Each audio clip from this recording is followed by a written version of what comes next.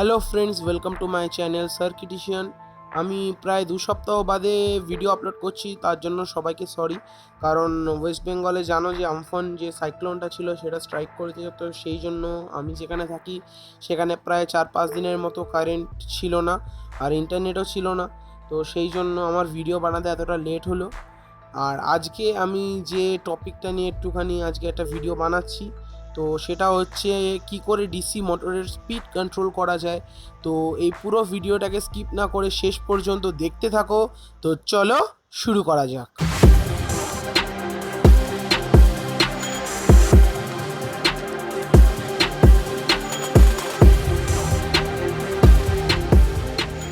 আমরা যদি একটা ডিসি মোটরের স্পিড কন্ট্রোল করতে চাই, তো আমি এখানে পার্মানেন্ট ম্যাগনেট ডিসি মোটরের স্পিড কন্ট্রোল করা দেখাবো। পার্মানেন্ট ম্যাগনেট ডিসি মোটর মানে হচ্ছে যে যে ফিল্ডটা থাকে, ফিল্ডটা তৈরি হয় পার্মানেন্ট ম্যাগনেট দিয়ে। আমি এখানে দুটো পোল দেখিয়েছি, সাউথ পোল আর নর্থ পোল, মানে 2 পোলের মোটর বেসিক্যালি। তো একটা নর্থ পোল, একটা সাউথ পোল। তো এবারে এই মোটরটা যদি আমি স্পিড কন্ট্রোল করতে চাই, তো সব থেকে সিম্পল ওয়ে হচ্ছে আমি এই মোটরটার আর্মেচারটা যে রয়েছে, এই আর্মেচারটার অ্যাক্রসে যদি ভোল্টেজটাকে চেঞ্জ করি। তো আমি এখানে 0 থেকে 12 ভোল্ট ডিসি একটা সোর্স নিয়েছি, তো সেটাকে যখনই আমি চেঞ্জ করছি তো মোটরের স্পিডটা চেঞ্জ হচ্ছে। যখন আমি বেশি ভোল্টেজ অ্যাপ্লাই করছি তখন মোটরের ভোল্টেজটাও চেঞ্জ হচ্ছে। যখন আমি ভোল্টেজটাকে আবার রিভার্সে কমিয়ে দেবো তো মোটরের স্পিডটাও সেই সঙ্গে সঙ্গে স্লো হয়ে যাবে। তো এটাই হচ্ছে উপায় যে আমরা এরকমভাবেই ডিসি মোটরের স্পিডটাকে কন্ট্রোল করতে পারবো। তো এই যে ভোল্টেজটাকে চেঞ্জ করা, আমাদের কাছে অলওয়েজ সবসময় কোনো ভেরিয়েবল ভোল্টেজ সোর্স থাকে না, বা যদি আমার কাছে একটা ব্যাটারি থাকে তো সেটা দিয়ে আমি কিভাবে আমার মোটরের স্পিডটাকে কন্ট্রোল করতে পারবো। একটা সিম্পল ওয়ে হচ্ছে আমি যদি একটা রেজিস্ট্যান্স ইউজ করি, রেজিস্ট্যান্স ইউজ করলে কিছুটা ভোল্টেজ রেজিস্ট্যান্সের অ্যাক্রসে ড্রপ হবে, তো সেই হিসাবে আমার মোটরের স্পিডটা চেঞ্জ হবে। এবার এখানে একটা ফিক্সড রেজিস্ট্যান্সের বদলে আমি একটা ভেরিয়েবল রেজিস্ট্যান্সও ইউজ করতে পারি। বাট যেটা প্রবলেম হবে, যখন হাই পাওয়ারের কোনো মোটর থাকবে তখন সেই মোটরের কারেন্ট ডিমান্ডটা বেশি হবে। যখনই কারেন্ট ডিমান্ডটা বেশি হবে তখনই রেজিস্ট্যান্সের অ্যাক্রসে I² লসটা বেশি হবে, মানে রেজিস্ট্যান্সটা হিট ডেভেলপ করবে। তো যখনই হিট ডেভেলপ করছি তখন রেজিস্ট্যান্সটা অনেকক্ষণ ধরে হিট ডেভেলপ করার পর রেজিস্ট্যান্সটা একসময় পুড়ে যাবে। তো এই প্রবলেমটা থাকতে পারে। তাছাড়া এর মধ্যে আরও একটা বড় সমস্যা হচ্ছে, আমরা একটা part of power through heat loss করে দিচ্ছি। রেজিস্ট্যান্সে যে হিটটা ডেভেলপ হচ্ছে সেই হিটের মাধ্যমে আমরা লস করছি পাওয়ারটাকে। তো আমরা এর বদলে একটা সার্কিট ইউজ করতে পারি যেটা কিনা আমাদের পাওয়ারটাকে লসও করাবে না, অথচ আমরা ডিসি মোটরের স্পিডটাকে কন্ট্রোলও করতে পারবো। আমি যদি এই রেজিস্ট্যান্সটার বদলে এখানে একটা সুইচ রাখি আর এই সুইচটাকে যদি বারবার অন অফ করি তাহলে কি হবে দেখে নিই। আমি যদি সুইচটাকে অন আর অফ করি তাহলে যতক্ষণ টাইম অন করছি ততক্ষণ টাইম মোটরটা চলবে, আর যখন অফ করছি ততক্ষণ মোটরটা অফ হবে। যখন অন করব তখন মোটরের অ্যাক্রসে ভোল্টেজ হবে 12 ভোল্ট, আর অফের টাইমে ভোল্টেজ হবে 0 ভোল্ট।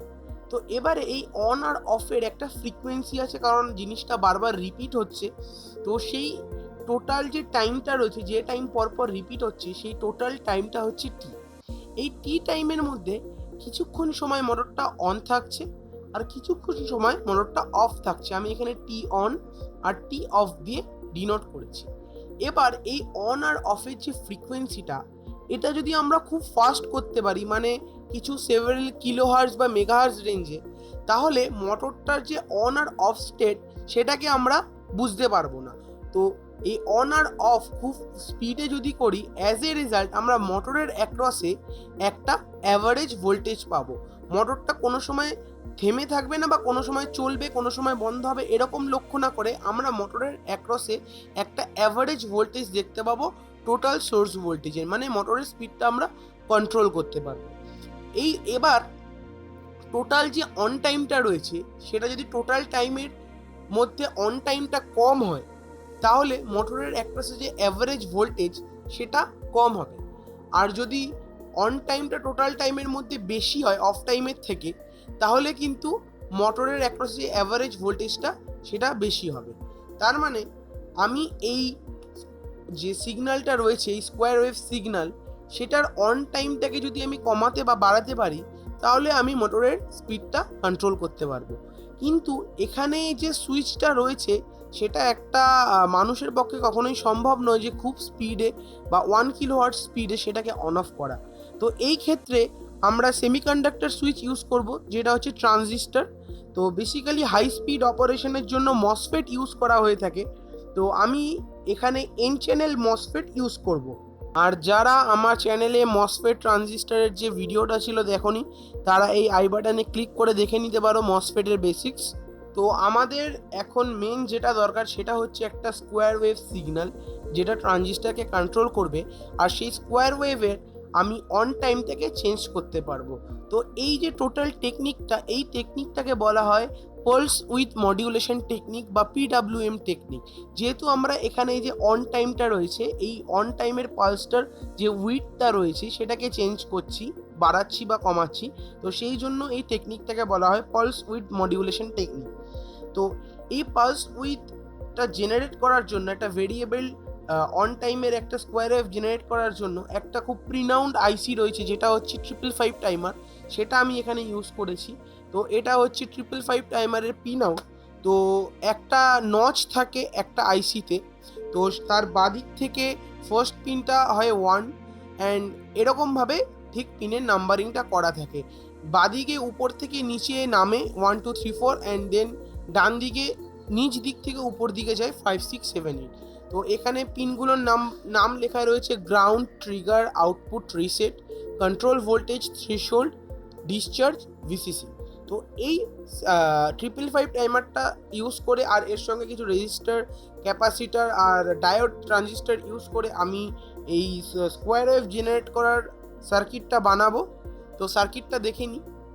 এই যে সার্কিটটা রয়েছে, এই সার্কিটে অনেকগুলো আমি রেজিস্টার, ক্যাপাসিটার ইউজ করেছি।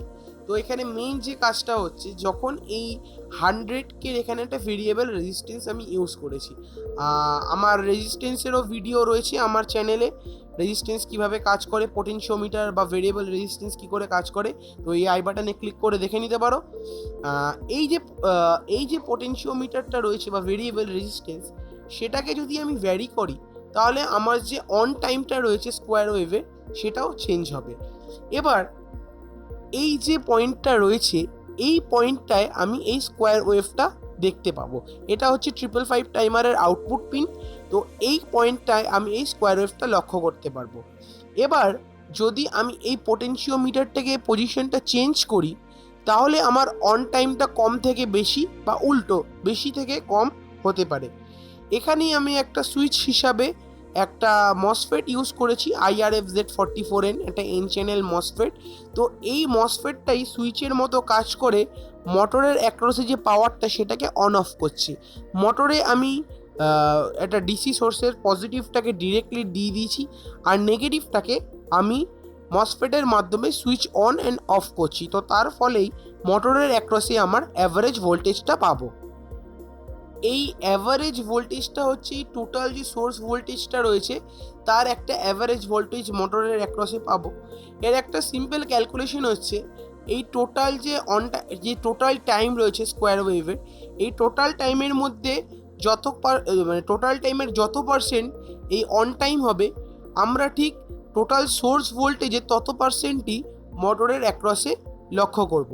তো মানে আমার যদি অন টাইমটা টোটাল টাইমের 10% হয়, তাহলে আমি এই মোটরের অ্যাক্রসে সোর্স ভোল্টেজের 10% ভোল্টেজটা দেখতে পাবো। তো এবার দেখে নিই এই সার্কিটটা বানাতে আমাদের কি কি জিনিস লাগছে। তো ফার্স্টেই আছে 555 টাইমার, দেন একটা 10 ন্যানোফ্যারাডের ক্যাপাসিটার, কিছু রেজিস্টার, দেন ডায়োড, দুটো জেনার, একটা নর্মাল, একটা পোটেনশিওমিটার, একটা মসফেট, একটা ব্রেডবোর্ড, কিছু jumper wires, and obviously the motor. এবার আমি সার্কিটটা বিল্ড করা চালু করলাম। ফার্স্টে আমি 555 টাইমারটাকে বোর্ডে বসালাম, দেন ক্যাপাসিটার আর রেজিস্টারগুলোকে অ্যাড করে নিচ্ছি as per the circuit diagram.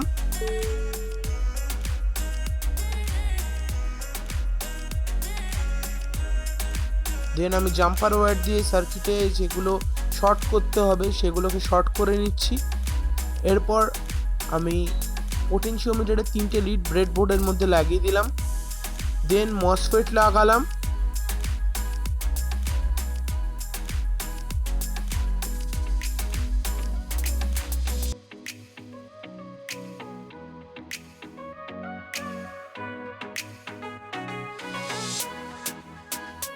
এরপরের কাজ হচ্ছে মোটরের যে ওয়্যার দুটো রয়েছে সেই ওয়্যারগুলোকে কানেক্ট করা।